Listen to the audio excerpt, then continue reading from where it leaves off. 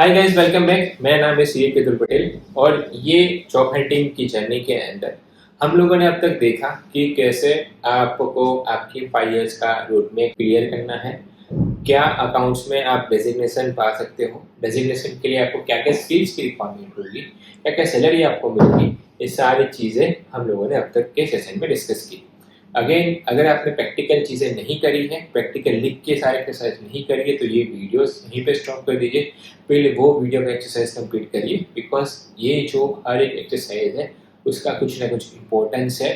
उसके बिना आपको उतना मज़ा नहीं आएगा, उतना इम्पैक्ट क्रिएट नहीं होगा। फिर मत बोलना कि सर आपने बोला था लेकिन उसके हिसाब से चीज़ें हो नहीं रही। तो प्लीज़ एक बार आप रिटर्न में सारी चीज़ें लिख लीजिए, उसके बाद में ही ये वीडियो देखना, ठीक है।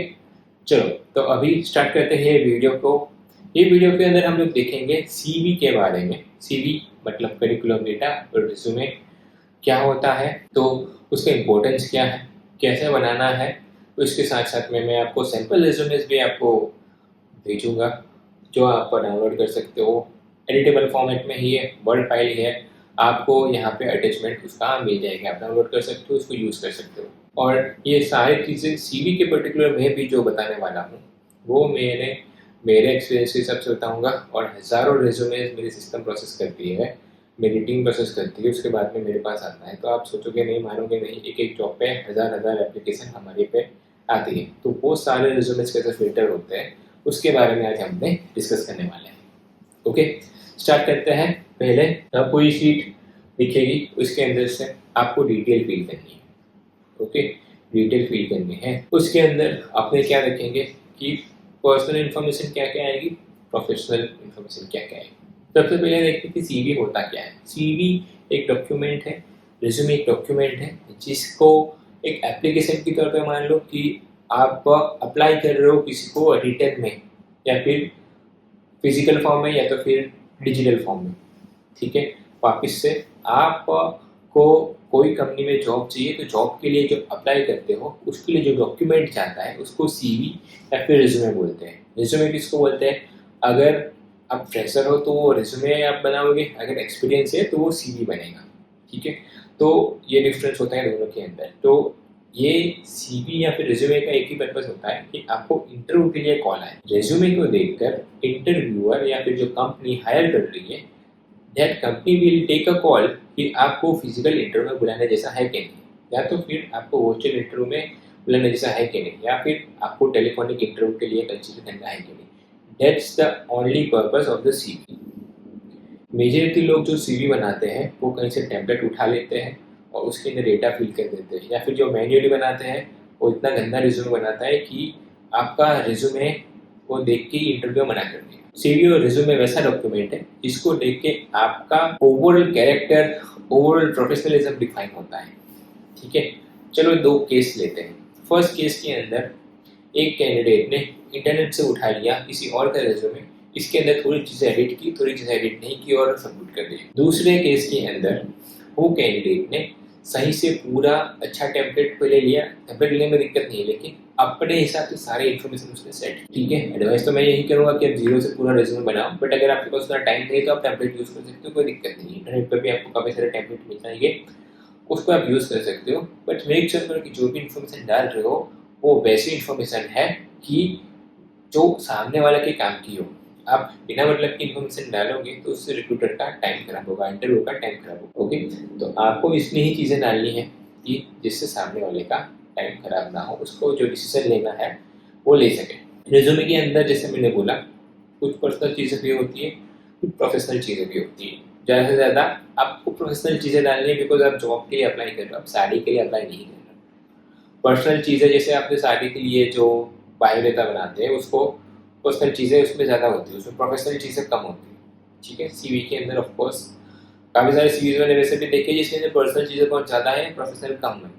तो अब वो नहीं होना चाहिए, आपको प्रोफेशनल चीज़ें ही ज़्यादा डालनी है। ठीक है, पहले अपने करते हैं कि दो चीज़ों में डिवाइड कर लेते हैं। एक है पर्सनल इंफॉर्मेशन,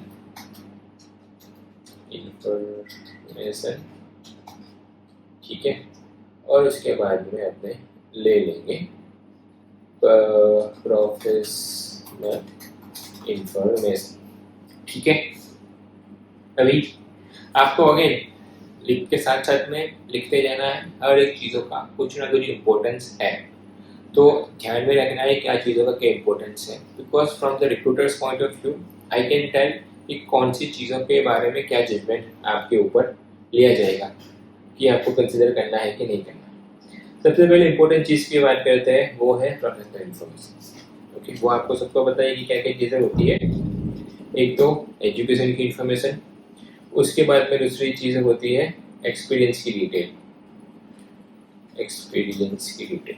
ठीक है, तो एजुकेशन, एक्सपीरियंस और तीसरा पार्ट प्रोफेशनल इंफॉर्मेशन अगर में होता है वो है स्किल्स का पार्ट। ठीक है, स्किल्स का पार्ट जो है वो सबसे ज़्यादा निगलेक्ट किए जाने वाला सेक्शन है, बट उसके अंदर से भी हम लोग आज ये डिटेल पर डिस्कशन करेंगे क्या क्या होता है वो। सबसे पहले आएगा एजुकेशन। एजुकेशन में क्या क्या आएगा वो आपको सबका पता है। तो सबसे पहले हाईएस्ट क्वालिफिकेशन जो होता है वो आपको जानना है। ठीक है, उसके बाद में आपने कौन से यूनिवर्सिटी या फिर कॉलेज से किया वो डालना है। उसके बाद में कौन सा ईयर, उसके बाद में परसेंटेज। ठीक है, अगर आपको स्पेशलाइजेशन डालना हो, स्पेशलाइजेशन या फिर डीमार्क में वो चीज़ डाल सकते हो। ठीक है, वापस से जो सबसे हाईएस्ट क्वालिफिकेशन है उसको ऊपर डालना है। जैसे कि अगर आपने बीकॉम किया तो बीकॉम ऊपर, फिर 12th और फिर 10th वैसे डालना है। उसके अंदर मेरे ख्याल से किसी को डाउट नहीं होगा, ये चीज़ें मोस्टली सबकी सही होती है। ध्यान में सिर्फ यही रखो कि ज़्यादा हाईएस्ट क्वालिफिकेशन ऊपर आएगा, बाकी की चीज़ें नीचे आएगी। उसके बाद में सेकंड इम्पोर्टेंट चीज़ वो है एक्सपीरियंस। मैं भी जो मेजॉरिटी रेज्यूमे देखता हूँ सबसे पहले मेरा ध्यान जाता है एक्सपीरियंस के ऊपर। मेरे को जो भी रिक्वायरमेंट है सबसे मेरे लिए सबसे इम्पोर्टेंट अगर मैं पार्ट पूरे रेज्यूमे में अगर देखता हूँ वो है अगर एक्सपीरियंस सही है उसके बाद में भी फिर दूसरी चीज़ चेक करता हूँ। उसके बाद में मैं इसके अलावा मैं चीज़ें चेक ही नहीं करता। तो एक्सपीरियंस सही से बताना ज़रूरी है और जॉब डिस्क्रिप्शन के हिसाब से बताना ज़रूरी है। ठीक है, वो क्या है आगे बताऊँगा। पहले क्या क्या होता है वो अपने एक बार लिख लेते हैं। फर्स्ट एक्सपीरियंस में क्या आएगा, फर्स्ट उसमें आएगा आपका कंपनी के बारे में। ठीक है, कंपनी का नाम, बिजनेस, टेन्योर, कहाँ से कहाँ तक काम किया, अभी तक काम कर रहे हो कि नहीं कर रहे हो, वो आपका डेजिग्नेशन। ठीक है, क्या प्रोफाइल पे क्या रोल पे काम कर रहे थे। उसके बाद में रोल्स एंड रिस्पॉन्सिबिलिटीज, क्या काम करते हो, रोल्स एंड रिस्पॉन्सिबिलिटीज आपको डिटेल में बताना है। ओके, उसके बाद में अगर आपको सैलरी मेंशन करनी हो कर सकते हो, बट वो ऑप्शन है, बट नहीं करोगे तो चलेगा। ठीक है, अगर यहाँ तक मेरे ख्याल से सबको क्लियर होगा, इसमें कोई डाउट नहीं होगा। कंपनी का नाम, कंपनी क्या बिजनेस करती है, अगर कंपनी बहुत बड़ी कंपनी है या फिर वैसी कोई कंपनी है तो कौन से डोमेन में काम कर रहे हो, मतलब कंपनी कौन से सेक्टर में काम कर रही हो। जैसे कि कोई कंपनी है जो ग्रुप ऑफ कंपनी, जैसे अदानी है, मल्टीपल ग्रुप्स है, तो वहाँ पे कौन से डोमेन में काम कर रहे हो वो आप डाल सकते हैं। ठीक है, अगर वैसे कोई कंपनी है जिसके बारे में लोगों को पता नहीं है, हो सकता है B2B कंपनी हो, लोगों को नाम पता नहीं है, तो उसके बारे में डिटेल में उसको बता सकते हो, टर्नओवर बता सकते हो, क्या चीज़ की कंपनी वो बता सकते हो। ठीक है, tenure, designation, roles and responsibilities, ये सारी चीज़ें आप डाल सकते हो। रोल्स एंड रिस्पॉन्सिबिलिटी आप क्या काम करते थे वो डिटेल में आपको लिखना है। उसके बाद में लास्ट में आएगा, ऑप्शनल है बट मेरे ख्याल से मैं रिकमेंड करूँगा रीज़न फॉर लिविंग। आपने वो कंपनी अगर छोड़ दी है तो वो क्यों छोड़ी, उसका जेन्युइन रीज़न मेरे ख्याल से आपको डालना चाहिए। उसके बाद में ये इम्पोर्टेंट है मेरे हिसाब से रीज़न फॉर लिविंग, खास करके तब जब आपने शॉर्ट टेन्योर के अंदर 6-8 महीना साल भर करके जॉब छोड़ी हो, तो तब ये इम्पोर्टेंट बन जाता है। बिकॉज मेरी टीम को क्लियर इंस्ट्रक्शन है कि अगर कोई कैंडिडेट ने हर 1-1.5 साल में जॉब स्विच कर दिया है तो that is not a ideal candidate from recruiters point of view. मेरी टीम को स्ट्रिक्ट इंस्ट्रक्शन है कि भाई वैसे कैंडिडेट रिजेक्ट ही कर दो, बिकॉज हम लोग क्लाइंट के लिए हायर करते हैं तो हमको तो वैसा कोई पर्सन चाहिए, हम स्टेबल पर्सन की तलाश में हैं, तो स्टेबल पर्सन चाहिए। तो अगर आप हर 1-2 साल में जॉब चेंज कर रहे हो तो हो सकता है कि आप हमारे लिए राइट कैंडिडेट नहीं हो, तो हम आपको कंसिडर नहीं करेंगे। इस पर्टिकुलर केस के अंदर अगर आपने रीजन फॉर लिविंग लिखा होगा it would be the added advantage on your profile. जैसे हमको अगर जेन्युइन रीजन होगा तो सामने वाला आपको इंटरव्यू के लिए कंसिडर करेगा। तो ये लर्निंग मेरे ख्याल से आपके लिए है। उसके बाद में सबसे इम्पोर्टेंट पार्ट जो है स्किल्स। मोस्टली लोग स्किल्स पार्ट को सही से डिफाइन नहीं करते, ठीक है, और या तो फिर जो डिफाइन करते हैं वो सॉफ्ट स्किल्स के बारे में लिखते हैं, कंप्यूटर आता है वो लिखते हैं, एमएस ऑफिस आता है वो लिखते हैं। बट स्किल्स डिटेल होना चाहिए एज पर जॉब डिस्क्रिप्शन, ठीक है। मान लो कि आप फ्रेशर हो तो आपको तो कोई वर्क एक्सपीरियंस नहीं है, रोल्स एंड रिस्पॉन्सिबिलिटीज में क्या लिखोगे, कुछ है ही नहीं। तो सामने वाला क्या क्राइटेरिया के हिसाब से आपको इंटरव्यू के लिए बुलाएगा। अगर उसको पता है कि आपको ये काम आता है तो of course he will consider you at least for interview, ठीक है। तो स्किल्स पार्ट सही से मेंशन करना ज़रूरी है और डिटेल में मेंशन करना ज़रूरी है। लोग मिस्टेक क्या करते हैं कि ऊपर ऊपर से लिख देते हैं, जैसे कि अकाउंटिंग, जीएसटी, टीडीएसटी से सारी चीज़ लिख लेते हैं, तो वो बहुत बड़े बड़े टॉपिक है, ओवर स्टेटमेंट हो गया। जीएसटी के अंदर आपको क्या आता है, क्या आपको जीएसटी रिकन्सिलिएशन आता है, क्या आपको जीएसटी के रिटर्न फाइल करना आता है, क्या आपको टीडीएस रिटर्न फाइल करना आता है। ओके, फिर हम जब इंटरव्यू में पूछते हैं तो बोलते हैं कि नहीं नहीं सर, ये तो सिर्फ मैंने वैसे ही लिखा हुआ है, तो वहाँ पे आपका इंप्रेशन खराब हो जाता है। तो आप में डिटेल में लिखो, ठीक है। मान लो कि आपको एंट्री हो गया तो परचेज एंट्रीज, ठीक है, परचेज एंट्रीज फॉर एग्जांपल मैं दे रहा हूँ। स्किल्स में ये आपको लिखना है सेल्स एंट्रीज, चालान एंट्रीज, जीएसटी रिकन्सिलिएशन, जो आपने पूरी स्किल्स आगे डिस्कस की लास्ट सेशन के अंदर वो पूरा आप डिटेल में डाल सकते हो। PDF soft skills, of course soft skills important है, बट उससे पहले आपकी टेक्निकल स्किल्स है जिसके लिए आपने अप्लाई किया है, जो चीज़ें इंपॉर्टेंट हैं उसके बारे में स्किल्स कीवर्ड डालना ज़रूरी है। अभी ये कीवर्ड क्यों इंपॉर्टेंट है या फिर रोल्स एंड रिस्पॉन्सिबिलिटी कीवर्ड क्यों इंपॉर्टेंट है, ये तब इम्पोर्टेंट है जब आप अप्लाई करते हो और सामने वाले के सॉफ्टवेयर के अंदर आपका रिज्यूमे जा रहा है। मैं आपको दिखाता हूँ मेरा बैकएंड। तो हम जो भी जॉब पे अप्लाई करते हैं उसका एक परसेंटेज का स्कोर बनता है। मैं आपको सारी डिटेल्स नहीं शेयर कर पाऊंगा, बट कुछ डिटेल्स आपके साथ शेयर करूंगा। ये हमारा जोहो रिक्रूट का सॉफ्टवेयर है जिसके अंदर हम जॉब पोस्ट करते हैं, ठीक है। इसके अंदर हम लोग मान लो कि यूएई की जॉब पोस्ट में ओपन करके बता रहा हूँ। यूएई की जॉब पोस्ट के अंदर आप देखोगे कि टोटल 55 एप्लीकेशंस आई हुई है, ठीक है। इसके अंदर इसके ऊपर क्लिक करूँगा तो जो लोगों ने अप्लाई किया होगा वो मेरे को दिख जाएगा। अभी इसके अंदर इसके देखो कि इसके परसेंटेज मैच हो रहे हैं, 4% है, 4% है, 4% है, ठीक है। इसके हिसाब से हमको परसेंटेज मैच दिखा रहा है, 6% है, सेम चीज़। तो अलग अलग परसेंटेज इसको दिखेंगे।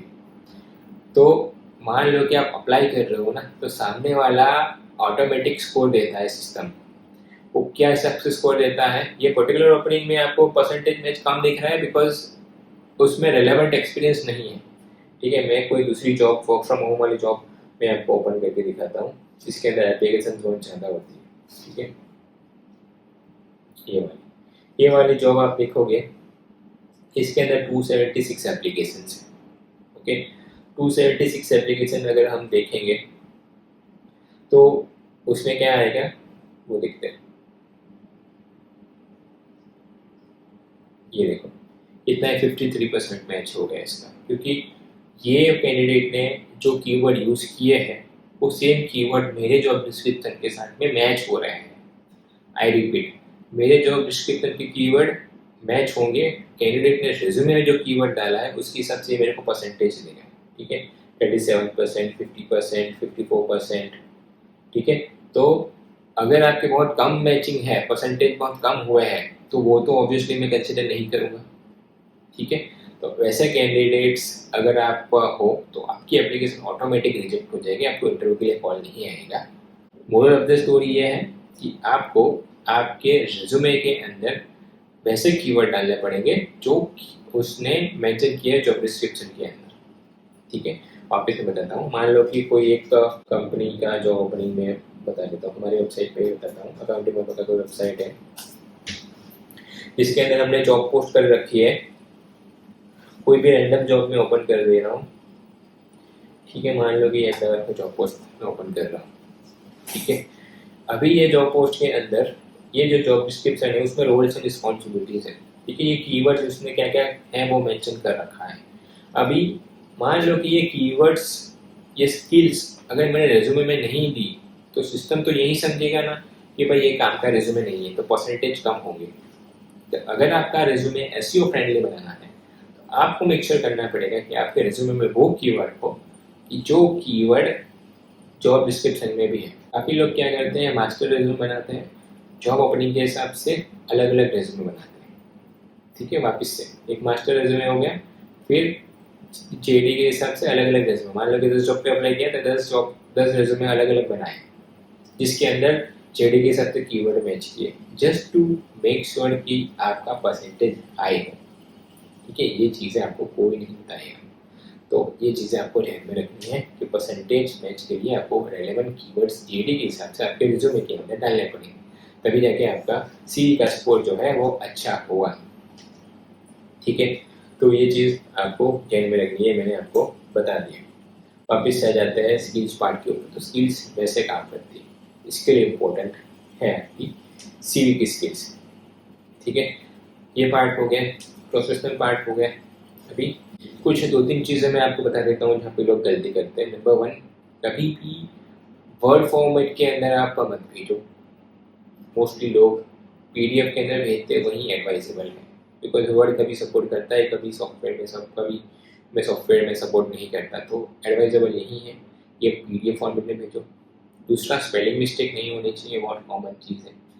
तीसरा, जब भी आप भेजो तो स्कैन करके मत भेजो। मैंने काफ़ी सारे देखा है कि जो साइबर काफ़े से बना के लाते हैं उसके बाद में स्कैन करके अपलोड कर लेते हैं। नेवर एवर डू इट, बहुत खराब ऐड होते हैं, ठीक है। काफ़ी बार फोर्थ, पुराना रेज्यूमे मत भेजो। मेक श्योर करो कि भले आपने पुराना बनाया हो उसको एडिट करने के बाद ही भेजो, आपका प्रोफेशनलिज्म दिखता है। मान लो कि आपने 6 महीने पहले रेज्यूमे बनाया है, फिर आपने 6 महीने कहीं पे काम किया, वो चीज़ों को अपडेट करो। आपकी स्किल्स अगर अपडेट हुए तो वो अपडेट करो, तभी जाके आपका रेज्यूमे सही से बनेगा, क्योंकि वो प्रोफेशनलिज्म पे दिखता है ना। You have to spend some time on daily basis for job hunting. पागलों की तरह मल्टीपल जॉब्स पे अप्लाई करना बंद करो, लिमिटेड जॉब्स पे अप्लाई करो। काफ़ी बार हम लोग कैंडिडेट्स को फोन करते हैं ना, तो वो बोलता है कि भाई सर मैंने पता नहीं, मैंने तो बहुत सारे जॉब पे अप्लाई कर दिया। It is very wrong statement. बहुत खराब इंप्रेशन पड़ते हैं कि भाई ये बहुत सारे जॉब पे अप्लाई करके बैठा है। आप लिमिटेड जॉब पे अप्लाई करो ताकि आपके रिजेक्शन के चांस भी कम हो जाएंगे। विजेता लोग क्या होता है, मैं आपको वैसे बताना नहीं चाहता किसी का डेटा, प्राइवेट डेटा एक्सपोज हो जाएगा, वरना मैं मेरे सिस्टम में बताता। बहुत सारे कैंडिडेट्स वैसे हैं जो 35,000 की सैलरी एक्सपेक्ट कर रहे हैं, बट या तो उनकी स्किल्स बहुत कम है, या तो फिर वो ऐसी जॉब पे अप्लाई कर रहे हैं जो उसने काम की ही नहीं, वो रिक्वायरमेंट चेक ही नहीं कर रहे। कोई भी जेडी के अंदर देखोगे ना, उस सैलरी से लेकर के क्या काम करना है, किसको रिपोर्ट करना है, रिक्वायरमेंट क्या है, देखो इसमें कॉमर्स ग्रेजुएशन कंपलसरी है, ठीक है। सीनियर अकाउंटेंट का एक्सपीरियंस कंपलसरी है, करियर में स्टेबिलिटी कंपलसरी है। अगर ये चीज़ें नहीं होगी, ये आपको रिक्वायरमेंट हर एक जेडी के अंदर मिल जाएगी। अगर इसमें फॉलो नहीं कर रहे हो उसके बाद में भी अगर आप अप्लाई कर रहे हो तो ऑब्वियसली आपकी एप्लीकेशन रिजेक्ट होगी, मेजॉरिटी कैंडिडेट्स यहीं पे रिजेक्ट हो जाएंगे, ठीक है। तो मेक श्योर करो कि आप सही से रेज्यूमे बनाओ। मैंने जो चीज़ें बोली इसको आप ध्यान में रख के सीवी बनाओ, ठीक है। अगर आपका सीवी अच्छा होगा, देख के पता चल जाएगा सीवी अच्छा है, तो आपके इंटरव्यू में लेके जाने के चांसेस बहुत ज़्यादा बढ़ जाएंगे। ये प्रोवाइडेड आपकी टेक्निकल स्किल सही हो, आपको दिक्कत नहीं आनी चाहिए। अभी मैं आपको 2 रेज्यूमे के सैंपल दे रहा हूँ मिनिमम, इससे ज़्यादा भी मैं अपलोड कर दूंगा। ये 2 रेज्यूमे दे रहा हूँ, ठीक है, जिसको आप यूज़ कर सकते हो, एडिट कर सकते हो। जिसमें रिक्रूटर के पॉइंट ऑफ व्यू से क्या चीज़ें इंपॉर्टेंट है, एडिटेड फॉर्म में ही है ये पर्टिकुलर। यहाँ पे आपका मोबाइल नंबर, ईमेल आईडी, आपकी प्रोफाइल के बारे में इंफॉर्मेशन, एक्सपीरियंस, एजुकेशन, ये सबसे ज़्यादा इंपॉर्टेंट चीज़, और लास्ट में स्किल्स, ठीक है। इसको आप यूटिलाइज कर सकते हो, 100% कस्टमाइजेबल है, आप उसको कस्टमाइज कर लो आपकी स्किल्स के हिसाब से, आपके एक्सपीरियंस के हिसाब से, ठीक है। अगर मान लो कि आप फ्रेशर हो तो आपको क्या करना चाहिए, ये एक्सपीरियंस का पार्ट स्किप हो जाएगा, उसकी जगह पे एजुकेशन डालो, ठीक है। This is one of the resumes का सैंपल। बहुत सारे रेज्यूमे है जो आप यूज़ कर सकते हो, वैसा नहीं है, यही आपको यूज़ करना है। मोरल ऑफ द स्टोरी ये है कि इसमें जो जो चीज़ें हैं वो आपके रेज्यूमे में आने चाहिए। ओके, ये दोनों रेज्यूमे, इसके अलावा रेज्यूमे आपको आपको मिल जाएंगे अटैचमेंट के अंदर। ठीक है, इसमें भी सेम है, सिमिलर रेज्यूमे, दोनों में से जो पसंद आए वो आप यूज कर सकते हैं। अभी प्रोफेशनल पार्ट हो गया, अभी डिस्कस करते हैं पर्सनल इन्फॉर्मेशन के ऊपर। अभी आप बोलोगे कि सर रेज्यूमे में पर्सनल इन्फॉर्मेशन में क्या ना डिस्कस करना है, तो बहुत सारी चीज़ें वैसी होगी पर्सनल इन्फॉर्मेशन में जिसके ऊपर से आप अप टू रिजेक्ट हो सकते हो, या फिर वैसा अगर मैं बोलने जाऊँ कि कंपनीज के कुछ इंटरनल क्राइटेरिया होते हैं जिसके ऊपर से वो आपका रेज्यूमे अप्रूव रिजेक्ट कर सकते हैं। ठीक है, फॉर एग्जांपल अपने क्या क्या आता है पहले वो डिस्कस कर लेते हैं। नेम, ठीक है, मोबाइल, ईमेल, ये तो सबको पता ही है, ये चीज़ें तो कंपलसरी है, मस्ट है, ये चीज़ें तो होनी ही चाहिए। ठीक है, उसके बाद में और क्या आप डाल सकते हो कि दिस इज कंप्लीटली ऑप्शनल चीज़ें हैं, आपको डालना हो तो डाल सकते हो वरना कुछ नहीं। ठीक है, जेंडर, अगर आपका नाम वैसा कुछ है तो जेंडर स्पेसिफिक कर सकते हो। कंपनीज की रिक्वायरमेंट होती है कोई पर्टिकुलर जेंडर को लेकर के, वो आपको प्लेटफॉर्म पे डालेंगे नहीं, कोई वेबसाइट पे डालेंगे नहीं, बट इंटरनली उनके क्राइटेरिया होते हैं, उसकी बेसिस के ऊपर आपका अप्रूवल और रिजेक्शन आ सकता है।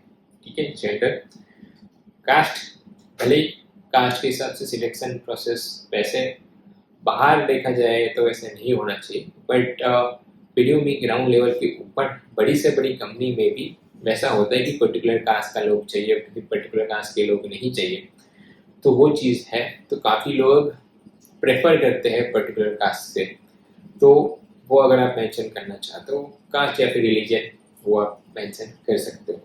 ठीक है, आगे बढ़ते हैं। मैरिटल स्टेटस, ये अगेन ऑप्शनल है क्योंकि कंपनी के डिसाइडिंग क्राइटेरिया के अंदर एक क्राइटेरिया वो भी होता है कि वो कैंडिडेट मैरिड है कि नहीं मैरिड। अगेन अगेन डिपेंड करेगा मैनेजमेंट के पॉइंट ऑफ व्यू से। आप जब भी इंटरव्यू में जाना चाहते हो मैनेजमेंट के पॉइंट ऑफ व्यू से सोचो, मैनेजमेंट की उम्र क्या है, उसकी थॉट प्रोसेस क्या है, उसके ऊपर भी और उसके भी कुछ क्राइटेरियाज होंगे कि भाई मेरे को फीमेल चाहिए, मैरिड चाहिए, क्यों? क्योंकि उसकी प्रोडक्टिविटी अच्छी होती है या फिर उसमें मैटरनिटी लीव नहीं आएगी। मैं ये चीज़ों को सपोर्ट नहीं करता, बट ये चीज़ें होती है जो आपके सामने नहीं आती, बट ये चीज़ें 100% होती है।